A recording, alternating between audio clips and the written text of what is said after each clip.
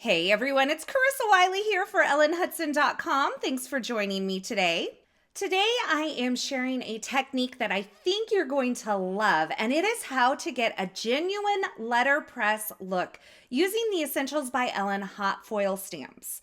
Now today I am using 4 holiday themed hot foil stamps, but keep in mind you can use this with any type of hot foil stamp that you may have in your collection. The key to this technique is really the paper. And today I'm going to be using the Essentials by Ellen Letterpress cardstock. It is a luxurious, thick cotton cardstock, and it is so beautiful. Now, when you cut it, you may have a little fraying on the edge. And if you want to remedy that, you can absolutely use a nail file on the edge to smooth it out. But I kind of like that frayed look for this technique. Now, one of the challenges you kind of have to overcome in this technique is cracking of cardstock. So I'm using 2 different things here that's going to help remedy that. And number 1 is the type of cardstock that I'm using. So this thick cotton cardstock has a lot of give to it. The second thing I'm doing is taking and just spritzing these panels with a light mist of water. Now I'm using my foil press platform for this. It is not heated at all. I'm using it without heat.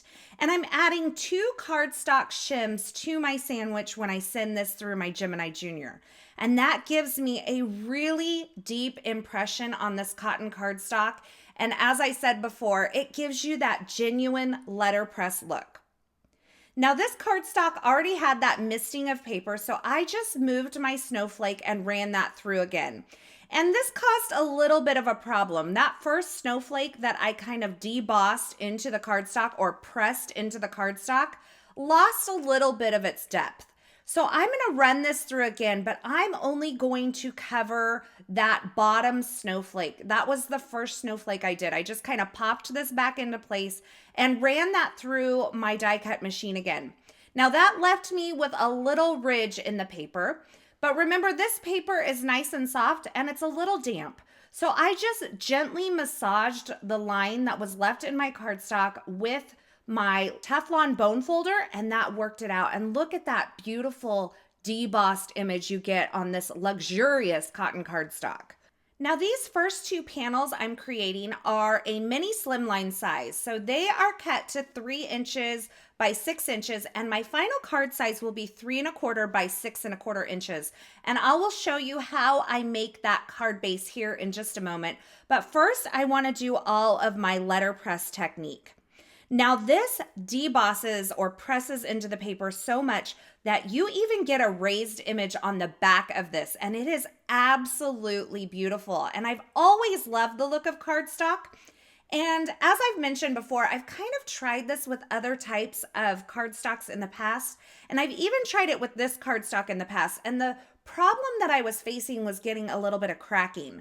So by just lightly misting the cardstock and pressing that through the Gemini Junior using that foil press platform, I really get great results. And if there's any kind of bumps on the paper, I can just work those out using my Teflon bone folder. And it's just kind of a gentle massage that I'm doing. Now, I thought it would be really beautiful to add like a light watercolor wash surrounding these letterpressed areas. And so I am taking a brush with some clean, clear water and kind of tracing around this debossed area. And then I'm taking one of the Karen Brush Marker Pros. This is the skin color. I believe it's 200 is the color number. And I am just dropping some color into that clean, clear water. And then I'm grabbing more clean, clear water on my watercolor brush and just kind of spreading that color out a little bit. And here is a look at all of the panels once I've added that light watercolor wash surrounding the debossed area. Now it's really important when you do this, don't get water in the pressed area. You want to keep it around the area so that you're not like dealing with color inside of those wells. So now I'm creating my mini slimline card base, and I'm cutting my cardstock to 6 1/4 inches by 6 1/2 inches.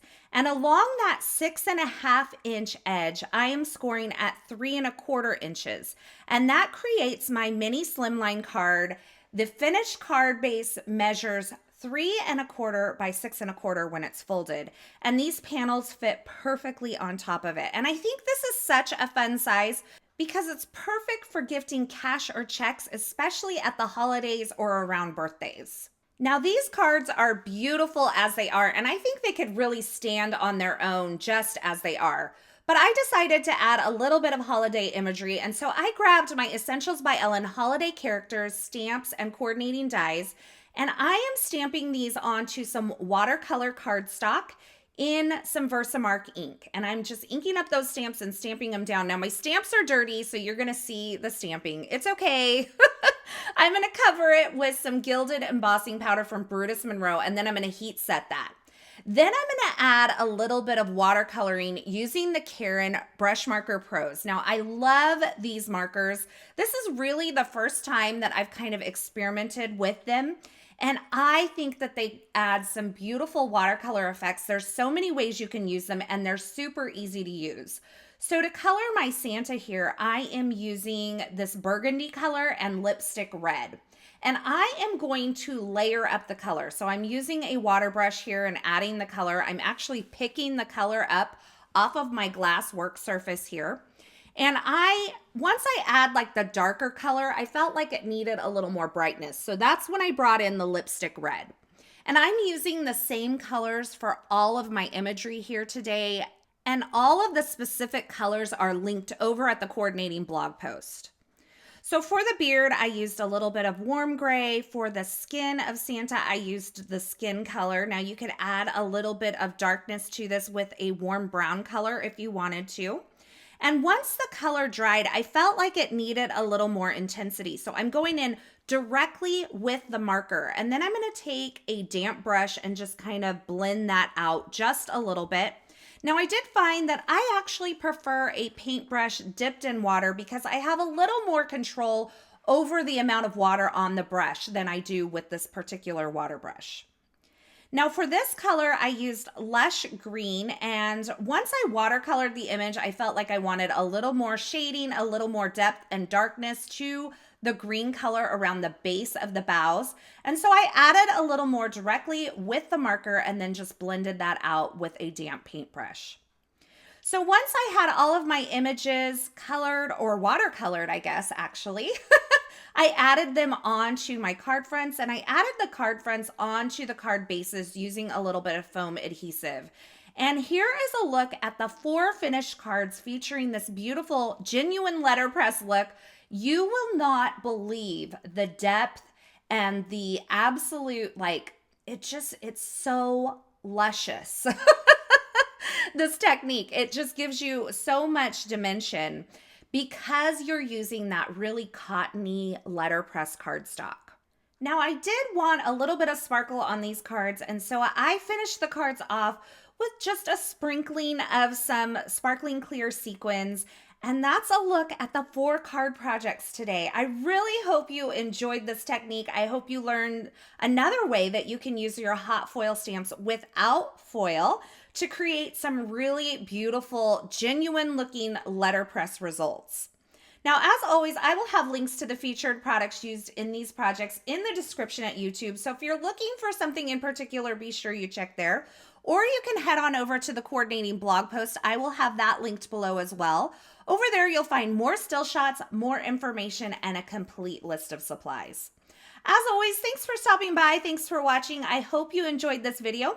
If you did, be sure to give this video a thumbs up, and don't forget to subscribe and turn on the notifications here on this YouTube channel so you don't miss any of the paper crafting and card making video tutorials shared here. Leave me a comment below and let me know which of the 4 cards is your favorite. I think it might have to be that Believe card for me. I just love that sentiment, and I think it is so cute paired with either the Santa or the reindeer from the Holiday Characters stamp set. Thanks for stopping by. Thanks for spending time with me today. I am so glad you're here. If you enjoyed this video, be sure you share it with a friend. And until next time, I hope you have a fabulous day. Hey, thanks for sticking around to the very end. You know, if you've made it this far, you are one of my favorites. If you want to subscribe to the ellenhudson.com YouTube channel, go ahead and click the button on the left side of the screen. And here's a couple more video tutorials I thought you might enjoy.